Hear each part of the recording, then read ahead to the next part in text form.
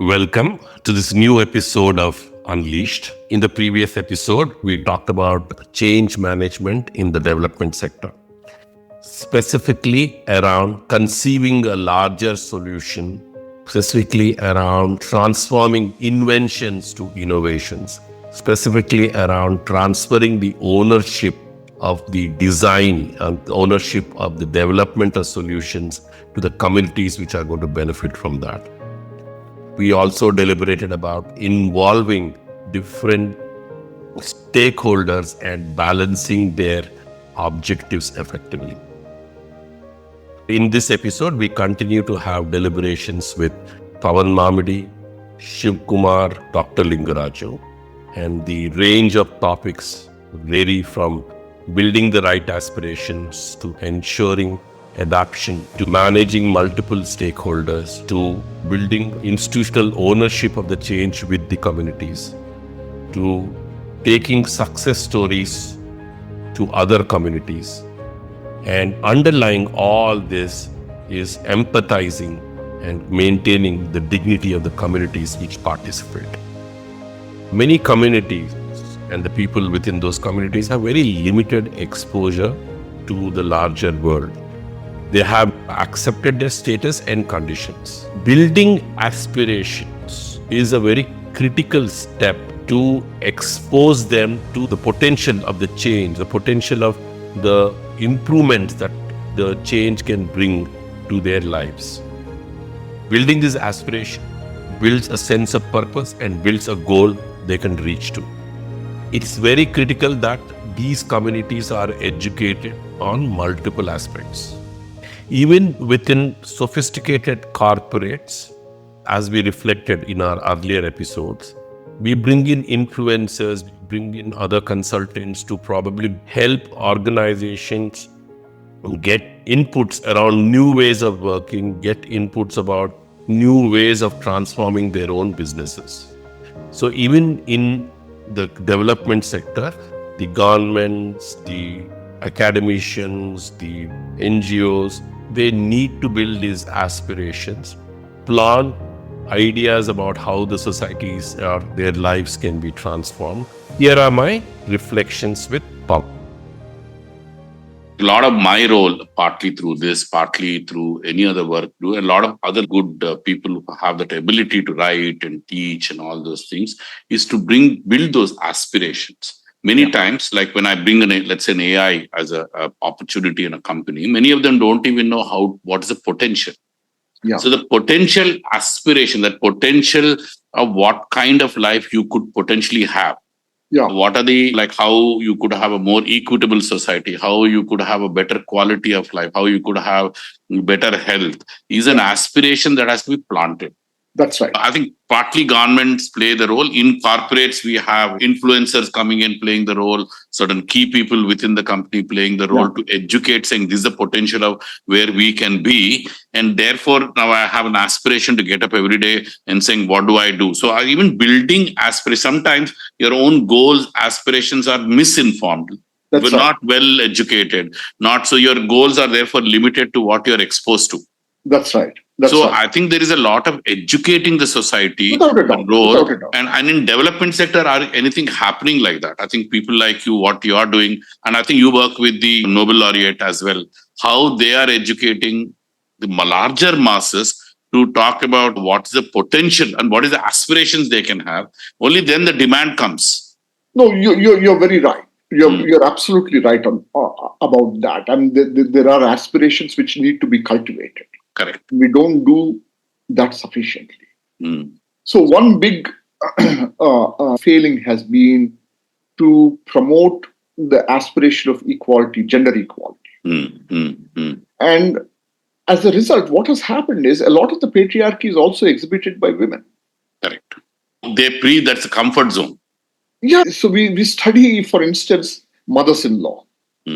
So we do a lot of work on child nutrition. And we're working on a problem statement called exclusive breastfeeding. How do you get new mothers to ensure that their children who are between the ages of 0 and 6 months are exclusively breastfed mother's milk and so on and so forth. And that's very important because it avoids contaminated water, etc., which can lead to diarrhea and the multiple issues. Vast stuff, yeah. So it's an important thing. So one of the big difficulties that we have faced is the role of the mother-in-law. And the mother-in-law plays almost an interfering role in changing that norm. The mothers-in-law also play an interfering role, even though they were once upon a time victims of great violence and injustice.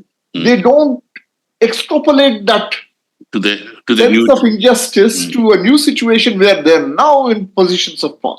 So the goal may not reside within the people who who need to change in that regard. So maybe we need to cultivate that goal. That the goal of equality, gender equality, is not something that you feel only when you're a victim, but also something that you should practice even when you're in a position of power.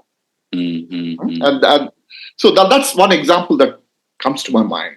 But you're very right. I take your point that the cultivation of goals is a big part of social change. We may have identified the right cause, the right intervention, which is absolutely relevant to a particular community. Absolutely the right intervention from a solution to their issues. Yet many times it gets failed to get adapted.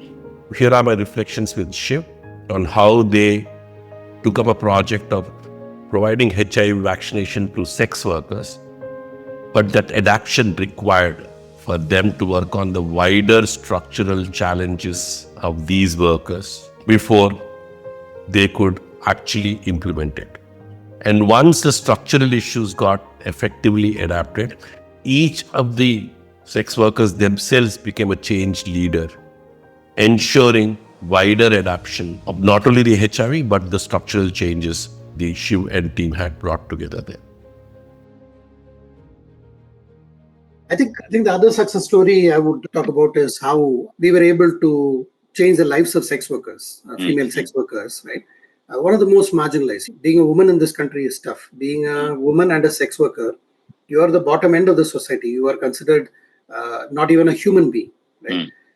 Now, working with those women, I think, just to give you two snapshots, they used to be beaten up, their monies used to be stolen, mistreated by everybody in the society, no respect, low self-respect.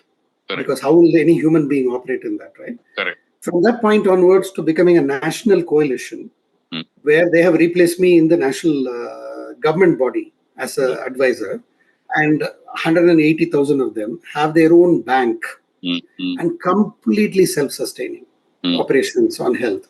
Now that's only possible when we have walked with women, understood what their true issues are. We went with the thinking we need to help them on HIV and health. That was the 13th item on their list. Right?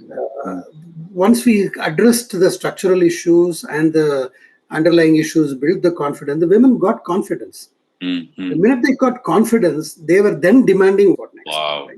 So again, you're saying, although your idea was HIV, for them to have confidence, for you to address HIV, you had to address their structural issues.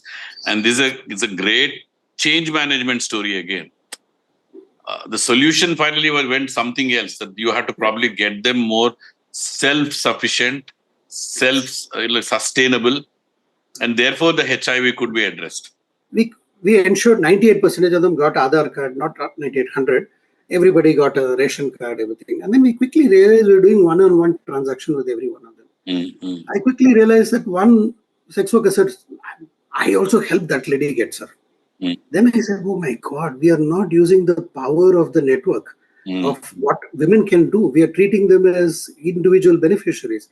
So we came up with the thing saying, can you help other sisters? We came up with badges. We came up with badges of honor. There are people who help 20, 30, 100. And in no time, we were way above our imagination of targets, right? Wow. And this is what I mean by a catalyst approach, rather than just being a beneficiary or just a recipient approach, right? Wonderful, wonderful.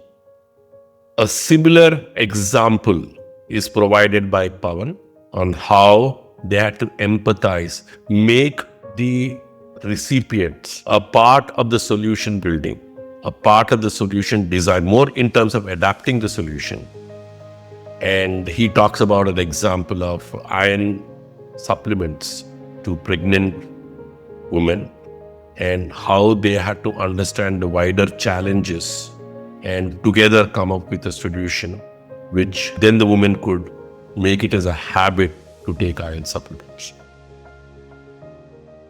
My experience, for example, in the corporate, not so much in the government. So many companies which are traditionally working in a particular way, whenever we go and say why this is a better way of doing certain things, my first answer, even in good companies, is to say, this doesn't work in our industry. This doesn't work in our company. This is not the way. We've been doing this for many years.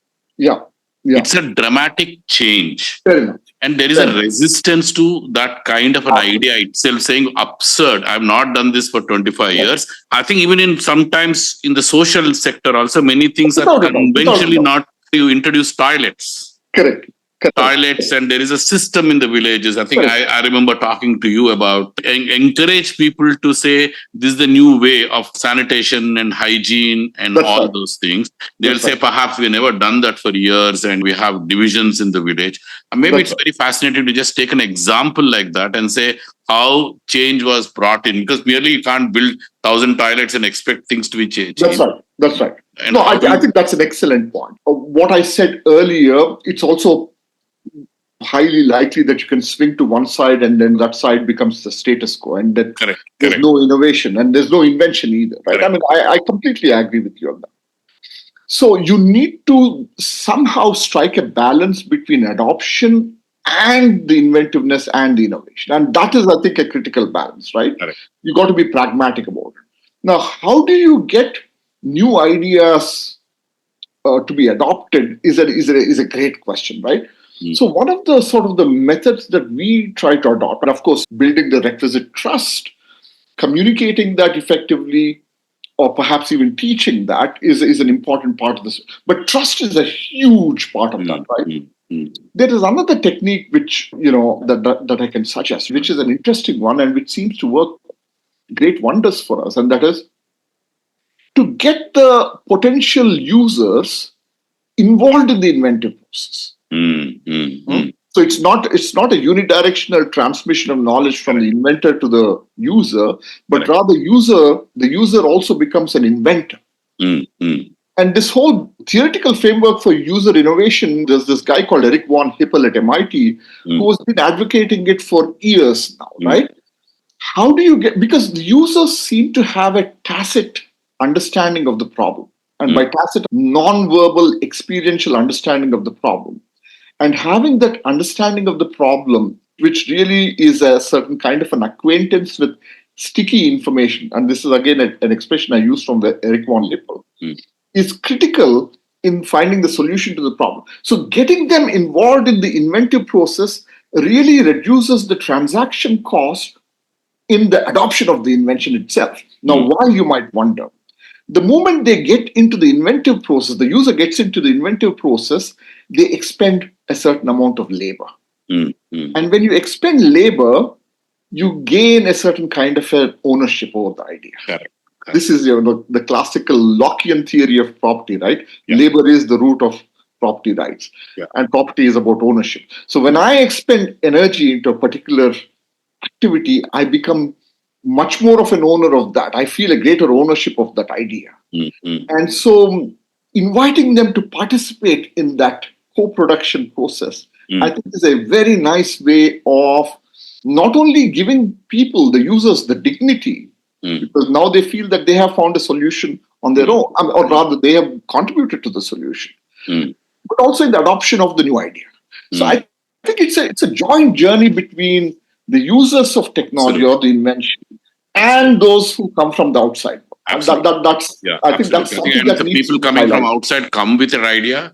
The people who are users actually adapt the idea in the best way they can do, and then they become the change leaders to probably scale that idea to more wider use. They might themselves be the producers of new ideas. Produce the new Because ideas. they know because they have a far greater understanding of the problem than the outsiders do. Absolutely. So that is Any it's the interesting tacit examples, level. Pavan, on this? Any interesting examples?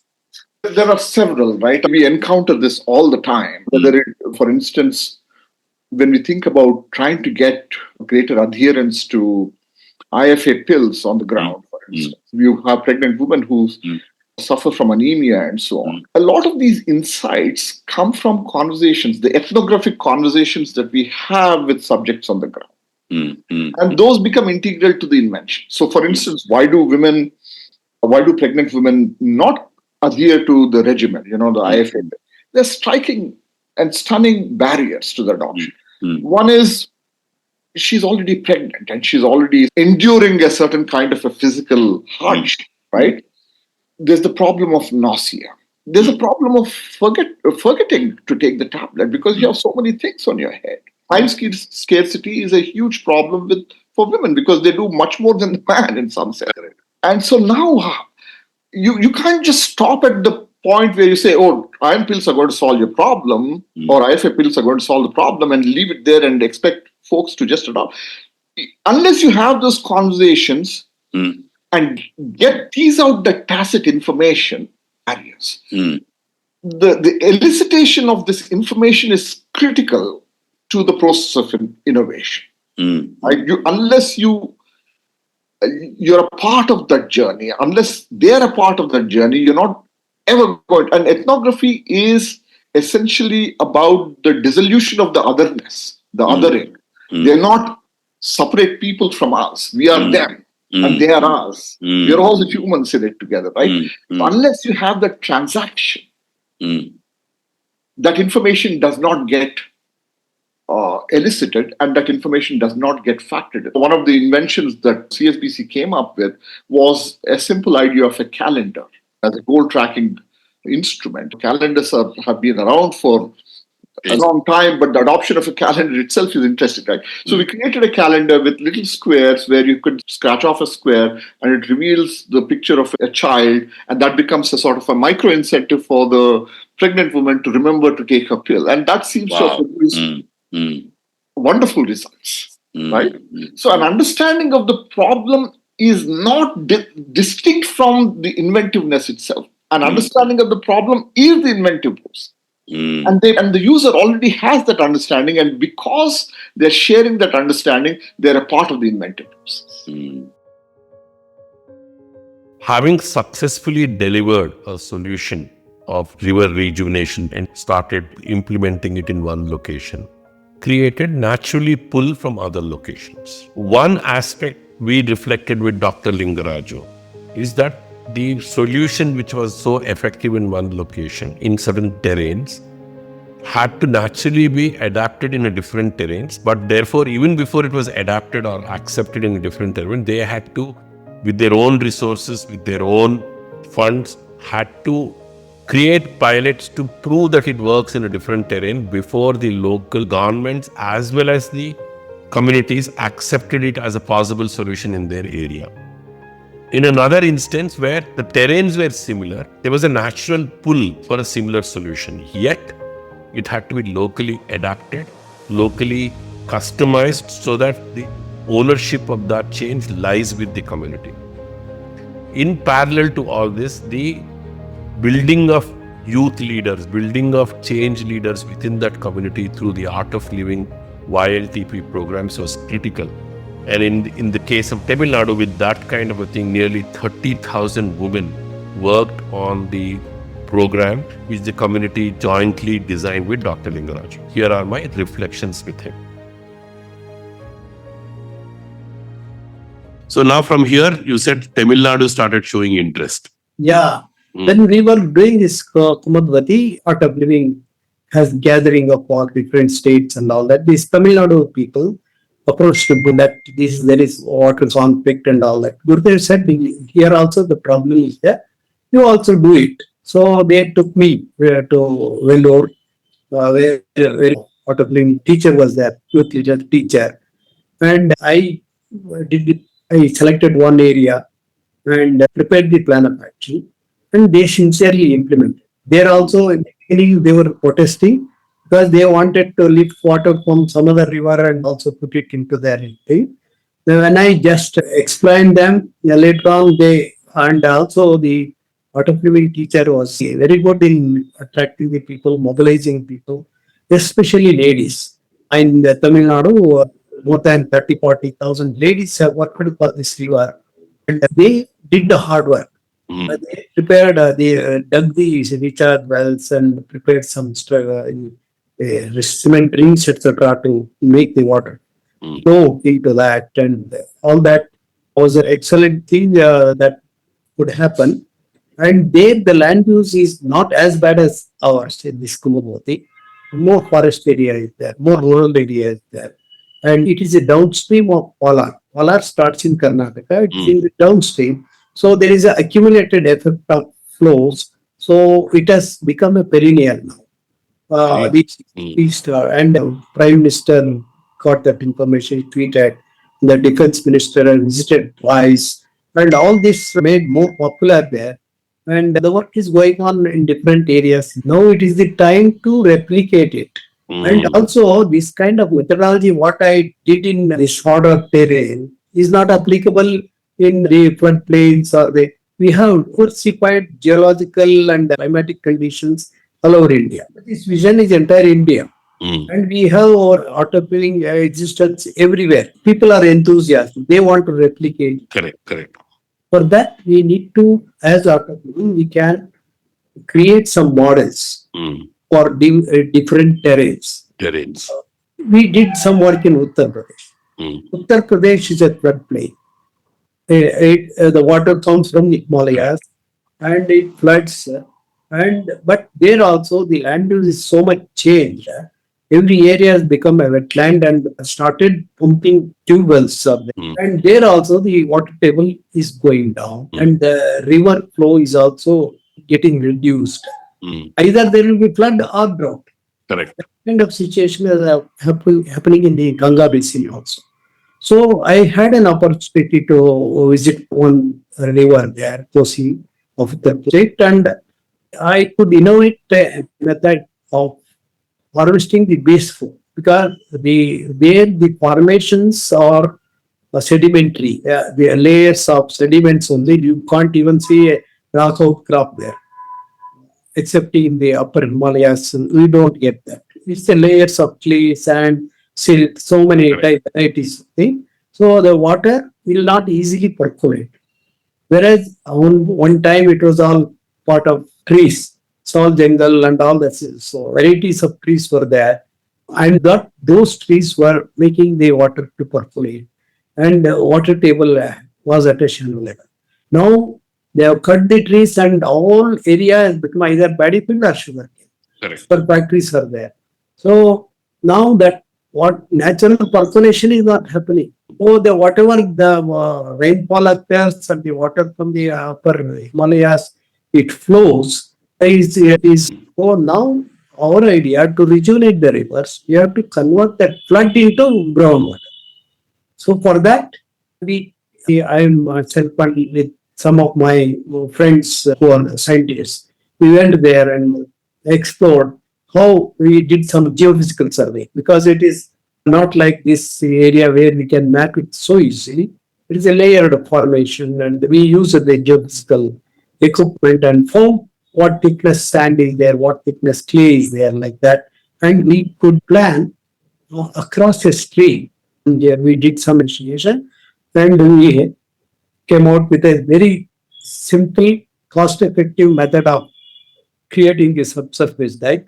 In the beginning, the government didn't agree.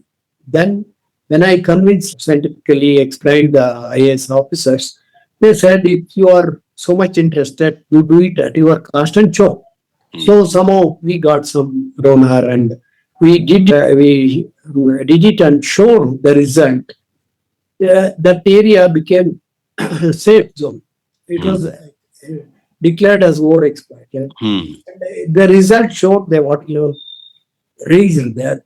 Then the chief minister gave some awards to our volunteers for coming out with that. Very, very fascinating. So At one level, we'll have to work right up to the villager. At the other level, we have to work with this solution itself is new. So not many people are willing to. So you have to convince people at a different levels who are authorities to probably look at this solution as the way of solving problem. Granted, there is no precedence. So therefore, each one has also have resistance to review this. So some places you used pilots, you brought in, so everywhere you brought in your own resources, everywhere you brought in your own volunteers to work with, everywhere we intervene, and like even that so many women working in Tamil Nadu, again, they work because they were groomed to work like that way to really own it, not just for money. It is, I think money is a very small part of it. Devotion. Emotion, passion, and commitment to do this kind of things. And you've been successfully leading these changes in multiple places. Of course, as you said, it's just the beginning. You're putting seeds of this change for maybe a river to be rejuvenated 20 years from now. During COVID, I think the most important goal was to get as many people vaccinated as possible. I had the opportunity to be part of the governing board of a COVID Action Collaborative, which was led by the Catalyst Group. And the target population was the most vulnerable population. Vulnerable populations which were not in the priority of anybody else. There were several stakeholders who had to be managed. There was a government which is providing the vaccinations and wanted to as many people to be vaccinated. There was the local NGOs who had to mobilize people, mobilize the local communities to take the vaccination and time it effectively. And there was corporates who were funding some of the supply chain and other requirements which were required to ensure that this vaccination reaches and gets delivered. They needed somebody like COVID Collaborative to play the overarching role of ensuring that all the different groups are effectively delivering a customized solution to each community. Here are my reflections with Shiv. Whatever you are taking, whether it was COVID Action Collaborative, like any other intervention you're bringing, whether it is vaccinations, whether anything you're doing, is a change management. It's a massive change, of transformation of the society. And you have to wear the stakeholder shoe to some extent. That means the different stakeholders are like the end recipients to the governments, there are so many parties we have to manage. How much of that, because a lot of this fails or succeeds because of how well the stakeholders have been managed, whether you're private sector, there's so many players participating. There are also the recipients, there are communities, there are so many other, and your dimensions are absolutely most complicated change management anybody can imagine. Any experiences, any best practices, any learnings you can share saying how this can be managed? Are there any examples which are very different from one location, one situation to another one? No, I think there are some generic lessons we can draw. I think it will be particularly important to bring those kind of generic ones because there are always exceptions. I want to take one example. During COVID time, COVID vaccine was made available and it was very much required. Yeah. And it needed to reach the oldest people, the people with chronic conditions, and people who are poor and vulnerable. Yeah. And they would get the last. We always say, who needed the most will get it the last. Yeah. That's not a design, but that's how the society is organized, right? Yeah. And we took it upon ourselves in COVID Action Collab to do this. Correct. Now, when we started looking at it, there is no point in us inventing a vaccine or doing a vaccine or buying a vaccine. Vaccine is available. Government is willing to give it free, right? Then when we spoke to the NGOs on the ground, they said, sir, hamara community ke liye ye chahiye. We need this. We are willing to, because we are connected to the community, we'll mobilize, right? Then the private sector CSRs and private sectors that I spoke to on logistics and supply management, they said, we can help you. We are very good in getting things across. Whether it's a package or the same, we can help you. Government said, we don't need that for vaccine. We have taken care. Then what? There are other logistics, people logistics, other logistics which are a gap. So all we did, Srinivas, was to get these three parties together in every district by district. We did not assume any district is like the same. Yeah. District by district, we said, boss, where are we? We are at 30%. Okay, how do we reach 90? What's the challenge? In one district, it was petrol Mm. and diesel. Vehicles were available. People are available. Mm. In another district, not enough nurses. Mm. In another district, no good data entry operator to Mm. enter in Mm. the data because government was tracking it very well. Mm. So every district needed a different approach, but these three actors played different roles. Mm. So it is about orchestrating, first of all, understanding the problem from everybody's point of view to point. Okay, problem is A, B, C. Mm. I will solve A, you solve B, you solve C. Mm. And we'll do it together. Then comes sequencing and coordinating, right? Mm. Mm. And then, for example, if I generate demand, I can't have not the vaccine available, Mm. right? Mm. So Correct. coordinating that and sequencing it was the orchestration story, right? Mm. And most importantly, we set all the incentives in place. Mm. For the person doing the demand generation, it was $1 per vaccine for navigating the people. For the government delivering, money is not the issue, but celebrating them. Mm. Frontline workers were doing a terrific job during that time. ANM, Ashas, all of them. For the private sector, it was the coverage, that the fact that they contributed in a way. Mm. So I think it was a win-win-win Amazing. kind of a canvas we could Mm. create. And we reached 25 million people very rapidly in a matter of 5-6 months. And our donors and foundations who supported us were the other party. They were more in the background, but they trusted us to do this, right? I always wondered when external agency which is working on a change moves out of that location, how do we ensure that the change which was brought through so much of community participation, so much of external resources, so much of other interventions is sustained? A very beautiful insight is provided by Dr. Lingaraju in this aspect.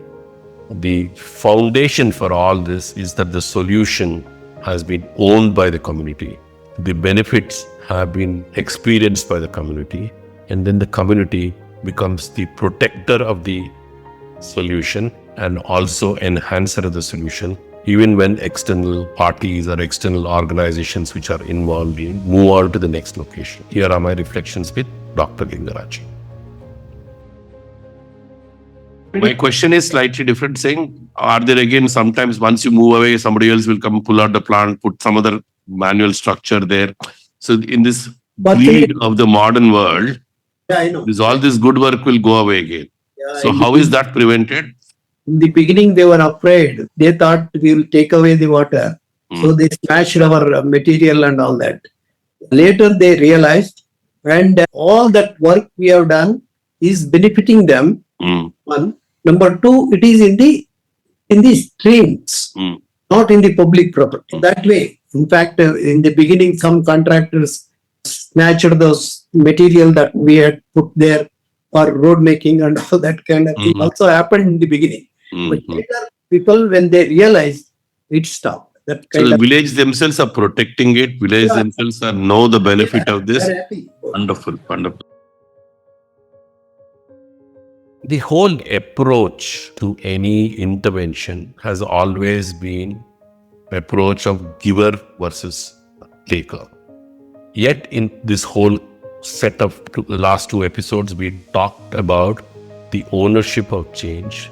We talked about the buy-in of the communities. We talked about the empathizing and working with the communities as one of the most essential approaches to ensure any change is effectively delivered. But underlying all this is this sense of giver versus taker. And I think that can become a very large impediment. And I think that also may come as a biggest block in empathizing and building what Pavan alludes to as invention to innovation. The moment we think we are superior people coming into a community and we have better ideas about their own lives, we become somebody superior and we always stick out in this kind of situation. Here we reflect with Pavan the importance of ensuring the dignity of the communities. So one of the things you alluded for, even for you to participate in this kind of a thing, is the trust they have. Correct. that you are a part of. You said, we become them. Correct. We are part of them. We belong to them. Correct. And therefore, they allow you to even give you input. So many times, at least when we walk into some place, we are already as outsiders. Correct. Who don't relate to their world.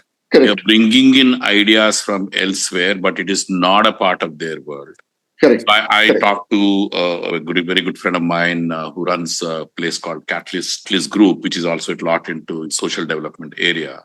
Yeah. So he says there are many years, like for him to bring in something for a fisherman community to go and get the trust, and they test the trust. So, for example, this woman will say, I'm going for something. Why don't you take care of my child? Yeah.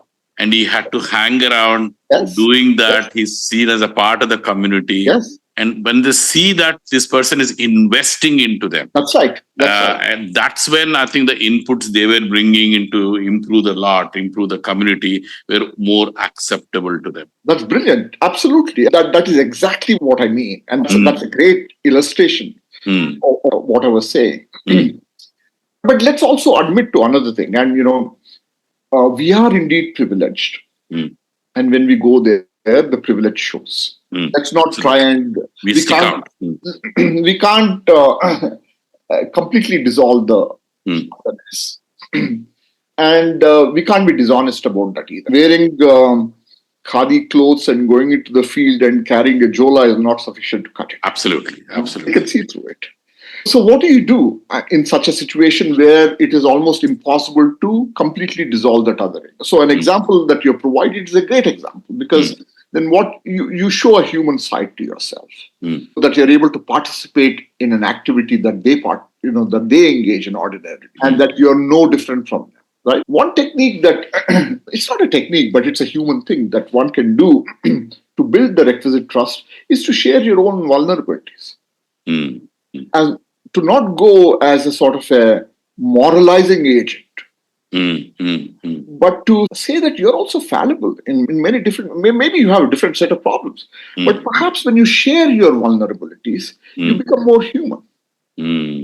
So we should not be paralyzed by this need to be perfect when we go into a village as presenting the next best thing to sliced bread, but also go there as people who have, maybe they can offer you some solutions to your own problems. Absolutely. So this exchange of solutions is a way of preserving the dignity of the people that you're working with. So you're not just a giver, but you're also a receiver. And by becoming a receiver, as a vulnerable receiver of insights from people who are different from you, it's a dignity preserving exercise.